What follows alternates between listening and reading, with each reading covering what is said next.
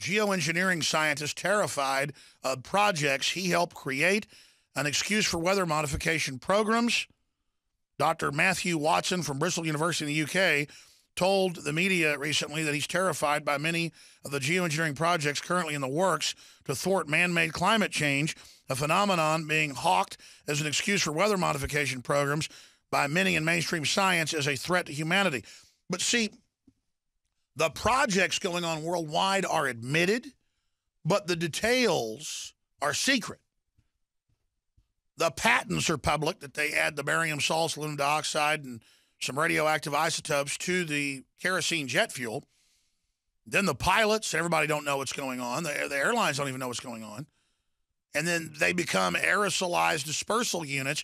Then they put in kids' textbooks. We showed this about 6 years ago in a mainline textbook being used all over the country. In fact, look that up. Textbook teaches kids about chemtrails, I think was the headline. And it says, yes, we have patents. It's added to jet fuel. It goes through the jet engine and puts a sunscreen, was the quote, up there to protect you from global warming. There's a whole giant global secret project going on. They tell adults it isn't happening, and then it's in textbooks it is. There it is. Science textbook teaches about chemtrails. There it is. That's the Center Point Learning Science 1 Essential Interactions, and that is used in most of the 50 states.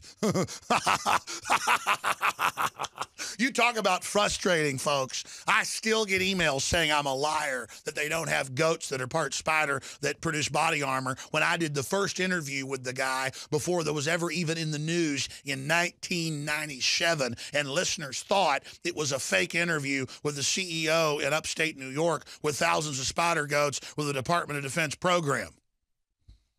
We ain't in Kansas no more, folks. That was 1997, above ground, not even secret. This is 2015, baby. This is Buck Rogers. But we're in this suppressed system, not aware of it, while there's a literal breakaway civilization operating in plain view, jacking our food, our water, the drug supply, everything. What I know is so insane, I can't believe it. What is admitted is so over the top, I can't even comprehend it. Can you imagine what they're doing? There's a reason they act like we don't exist and don't care. There's a reason the elites are so arrogant. Because they got privy to the life extension technologies, you name it. Does it mean they're immortal? No. It means, though, they're going for it. Almost no one survives. I looked up the numbers. We did articles about it a few years ago with a heart pump. It's a bionic heart outside the body that uses your heart as the bag. More than 6-7 months. The record longevity with those was about 1.5 years. Dick Cheney lived past that, and there was never an article about how he held the record.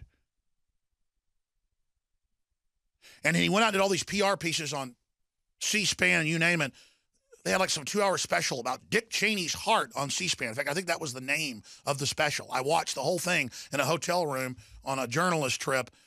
I couldn't go to sleep. I watched like 2 hours of Dick Cheney talk about his heart with his doctor. Dick Cheney looks better than he looked 15 years ago. Dick Cheney lived almost 2 years with a bionic heart without a pulse. And he went on to say, before he got a new heart, a real heart from a donor, that he didn't get anything special. Dick Cheney, it's my new heart, not someone else's old heart. That's out of what, AP? The point is they're getting stuff we're not getting access to. You better believe Harry Reid, who fell off his treadmill and broke his face and a bunch of ribs. And I don't even take pleasure in it, even though I detest Harry Reid. I'd rather him get right with God and repent of all his evil. But the point is that none of them are immortal. I don't care how many technologies they get. They may be able to store their memories in a computer, and the scientists will call that computer Homo sapien transcendent. But it's not really you. It's just more flim-flam from a bunch of con artists. You globalists, for all your power, couldn't hold Baghdad with 100,000 U.S. troops, and you're not going to hold the human spirit.